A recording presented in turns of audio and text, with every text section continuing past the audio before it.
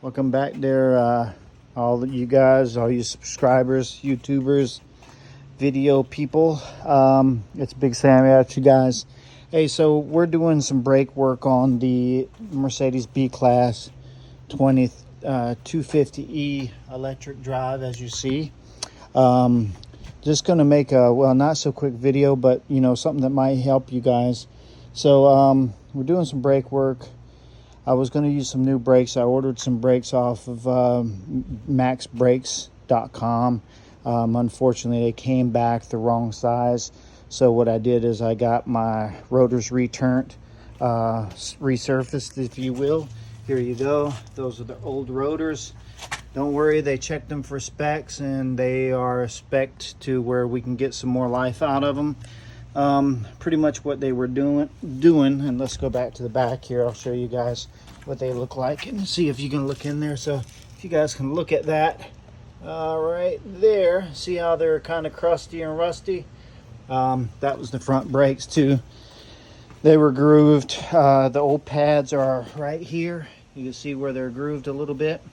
So I did an old mechanic trick. Instead of, you know, spending new brakes, money on brakes, I just bought some new pads, resurfaced them, make sure they were right, and they can be resurfaced and put back on.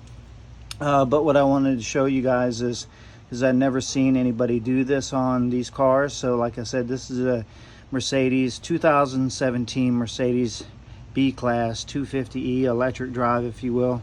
And like I said, they got the regenerative braking, but it's no big deal. Like you guys can see, this is the left side, the passenger side. You see right, this thing here is your wear indicator. It sits on there and goes down in the brake, and as the brake pads get smaller and smaller and smaller, it'll flip a light on. A few little things that you guys can do, like I said, you get your rotor back on, make sure they're cleaned up. There's no oil or anything on them, no grease. You put your screw back in here, tighten it up. I used regular like this here, this Husky brand. Gives you plenty of torque. You know, if you bust them off, then you put it on too tight, but they weren't on very tight. It was tight enough to get this off by hand. All I did is turn it on. So maybe, you know, 20-30 foot-pounds, something like that, or inch-pounds. Wasn't very tight.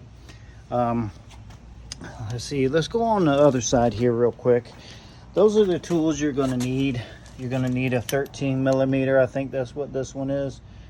Yeah, 13 millimeter, 9/16. I know this is what this is, and that puts the big bolts onto the back of, see right here, these are some funky like star, but if you get you one like that, a 6-point socket, fits on there just great. 11/16. You put that on there, right there. When you put your caliper on, and it allows you to hold that and put your little bolt on there. Let's go on the other side here. Let me show you guys real quick, and I'll show you a couple tips. So a couple tips is, like, this is the side that hasn't got anything done. You can see where I tore them off and I got them resurfaced, so I kind of packed the brakes on here. These are new brakes, so you grease right in right there where they slide in there, and that way when they move back and forth, they don't make no squeaking sound. I put all my bolts back in there just so I know where everything is. These are the lug nuts, or the lug bolts. Hey, how are you? All right, I'm standing right here, okay? Okay, sounds good. Put the mail there also. Thank you. Sorry, that's the mail person. But if you guys also look at it like this, see, I got my caliper tied up. Little odd and end things you can do to keep it from flopping around or falling down, hitting you in the face or hitting your hands whenever you're doing this. Little things. But let me show you what you're also going to need. So as you're doing the brake job on here, what you're going to do is you're going to find your brake reservoir, open your cap up. You can literally just put it on there and just loosen it so that the brake fluid right here can go back in your reservoir. And the reason why you're going to do is you're going to take your 6-inch C-clamp, and I'll show you guys real quick because I think this is important. Some people fight with the brakes, and sometimes you can't get it all done. You don't know what's going on here. So what I do is I take this caliper C-clamp. Hold on one second. Let me put y'all down. You open this bad boy up like so. Sorry about that. And you put it inside there.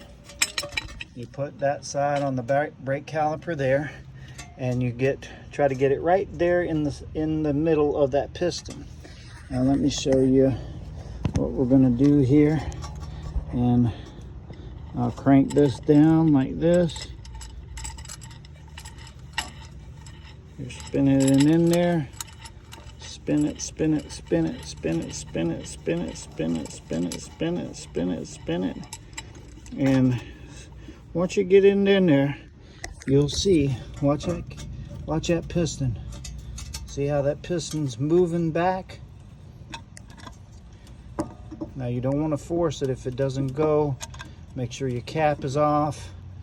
Make sure your piston's not messed up or going in there the wrong way. But that thing should be literally get pulled all the way in there. Now I've got it tightened in. I'm not going to push down on it hard. I'm not going to pull it in there, but what I'm looking is making sure that piece of metal, that piston, is back behind that rubber boot, which it is. And I'll loosen it up. And this is pretty much standard for most of your brakes. You'll see some people get real fancy. You could put a like when I used to do it before, I used to get a little wooden block, and I put that little wooden block across there. That's to make sure the piston goes in there just the right way. But like I said, if you put it right in the center, usually it goes in there. Now sometimes you will find a piston that screws in and out, and that's a whole different thing. But you can tell those, they usually got little cuts on there, and you take some special pliers and you spin them, and they spin in and out. But on the Mercedes, it's not that. So anyways, I got the pistons turned back. We put our cap back on here. There we go. And because I did not open up the system other than the reservoir, we should not have to bleed the brakes. But if you feel like the brakes are not good enough, you can bleed the brakes, and you know, that way you got a good pedal. Okay, so what we're going to do now is we're going to untie this with one finger, one hand. I use just shoestring, but you can use a little wire, whatever you want to do. All right, so now we got our piston like so. We took our bolts out, and what we're going to do is we slide our piston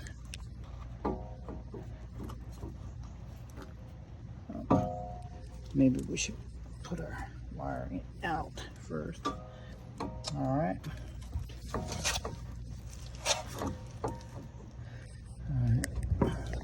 And what you're going to have to do right here is, let me see, hold on 1 second, move this. We'll take our brakes and we'll move them like right close to the caliper. You can use a little dead blow, a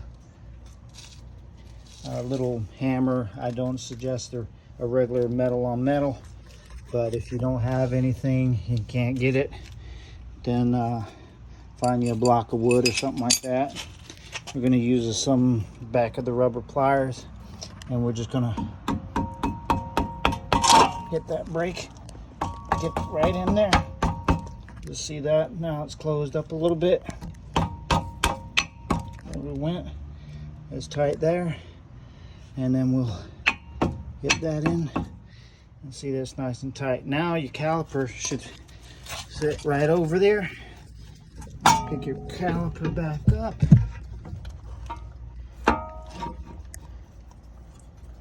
Make sure you don't pinch your wire. Make sure your wire's out of there.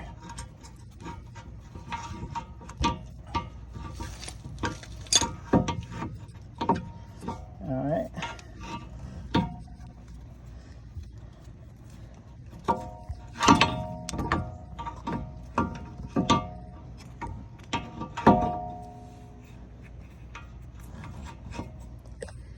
All right, Bob's your uncle. See, it's on there now. And then what we're going to do is we're going to hold it with one hand. Let me see if I can get this phone right there. And what we're going to do is we're going to put one of them those bolts in right here. And that goes right in the back of there. Yeah, I would like to put everything in by hand first. I don't never use a wrench or anything else. I'll put it in by hand, and then line everything up, and then I'll crank it down. But what I do is I get it all started. That's started. I'm going to put our wear sensor back in there. Let's see which way it went.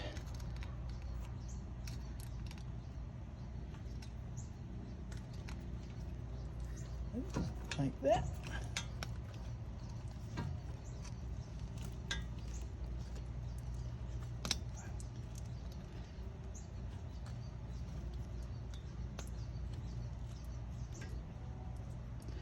All right. Rear sensor's in there like that. That way I know it's right. Make sure the little wires don't get tangled up in anything. And what I'll do now is I'll take this and I'll tighten it I'll use my wrench. Put my wrench on there like so. And then I'll get the other side. And I'll get my 13 millimeter and I'll tighten it up. And as soon as my caliper's on there, what I'll do is I'll make sure, well, what I like to do is I like to take it out of gear. I don't know how easy it's going to be with an electric car. But what I'll do is I'll hoist the front of the car up, put it in drive, and kind of make sure that everything is free. Usually on the other cars, what I would do is I'd put a few of these in and rotate the tire and make sure nothing's rubbing or scrubbing or anything else, and then I test the brakes. But that's pretty much it. And if you guys got any comments, questions, if I didn't go over something or I went too fast, drop me a comment. If you like this, give me a thumbs up if you will. Like I said, if there's anything that I didn't cover and you think I should have probably slowed down on and did again, or talked about it in a little bit more detail, let me know that, or let somebody else know it in the comment section. We're all just here to help each other, right? But I appreciate y'all coming by. And there again, like I said, it's the Mercedes B-Class 250 E electric. And if you guys want to know where the parts and everything come from, let me know that too. And I'll drop a link in the description, or I'll comment in the section below and let you know where I got the brakes from. But I did buy the brakes cheaper than you can buy them from the Mercedes dealer, by about $300. All right. Appreciate y'all coming by. Thanks. Big Sammy. Peace.